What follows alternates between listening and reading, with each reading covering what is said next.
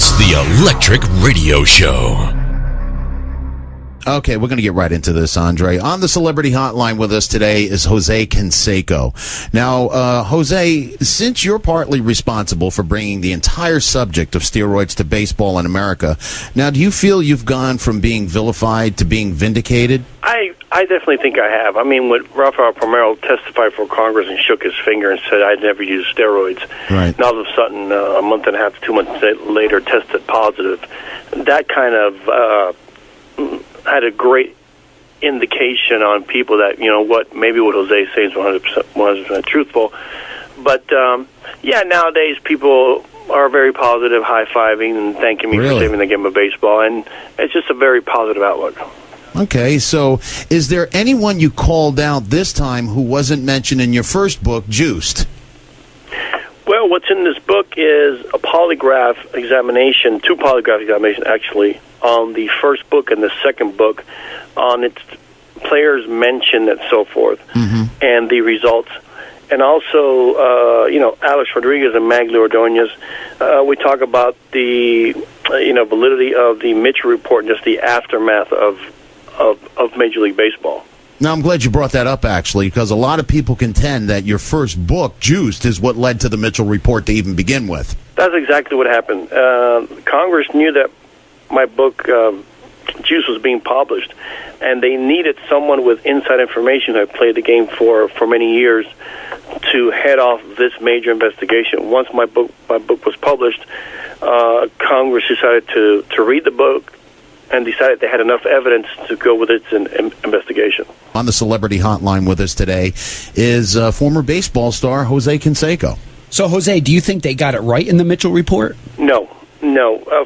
For specific reasons. Number one, the Mitchell report never mentioned the individuals who were in my first book, Juiced, and that I injected. They never mentioned these players.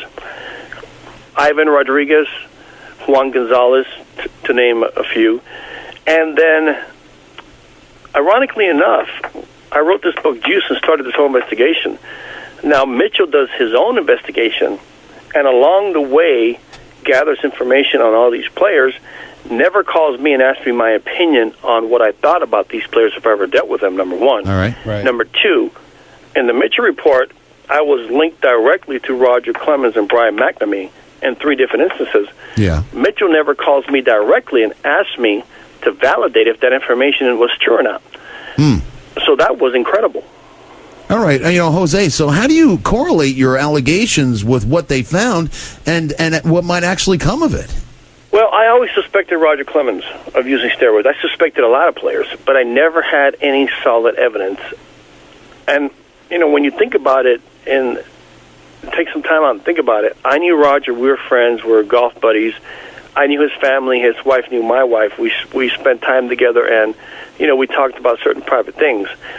Not one time did Roger ever mention that he used steroids, or did I ever see him use steroids or ever inject him with steroids and so forth. So it was kind of like a catch-22. Did I suspect him? Yes. Did I have any evidence whatsoever to say Roger Clemens used steroids? No, I did not.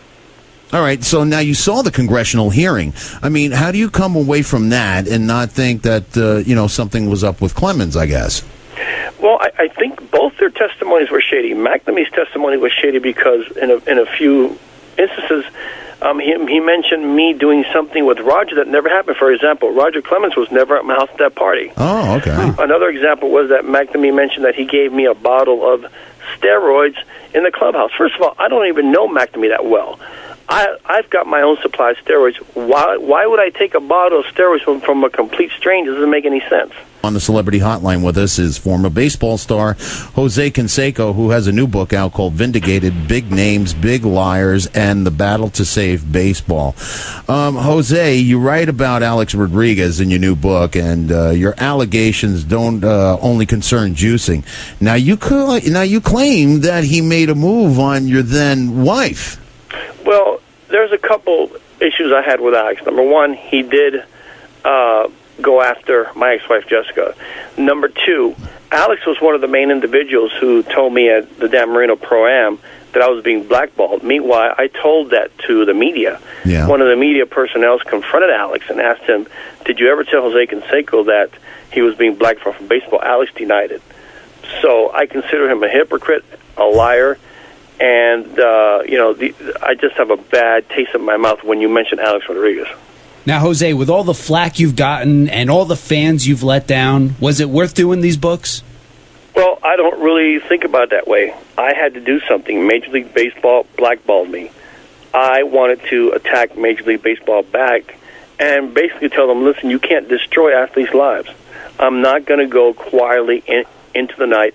I basically mentioned these baseball players because I wanted one of them to testify on my behalf, but I underestimated Major League Baseball. I didn't realize how powerful they really were. Mm-hmm. Right. And these players were scared of Major League Baseball. They didn't want to be blackballed. They didn't want to be ousted from the game that's paying them so well and so forth. So, I mean, that's the way it came down. And what would you say to those who say you're only doing this for the cash? It's funny because they don't even focus on the truth. They're always focusing on money. I'm beginning to understand now that I think people realize that everything I'm saying is the absolute truth, and they cannot fight that. Now they're going on other subject matters, which is ridiculous. Here's a good question for you, Jose. Have any of the former baseball colleagues that you've called out, have they been in touch with you? Never. Not one. Wow. And you're okay with this? Absolutely comfortable. So what's the next step? I don't know. Maybe a third book not related to this subject matter. Maybe producing the movie to the book, some acting and so forth, some reality TV shows. So I guess the big question, Jose, is now if you could do this all over again, turn back time and go back to the beginning, now would you inject again? Well, people have to realize that, the reason why I injected, because I promised my mom when she was dead to become the best baseball player in the world. I had the best intentions, but didn't take, I think, the best route.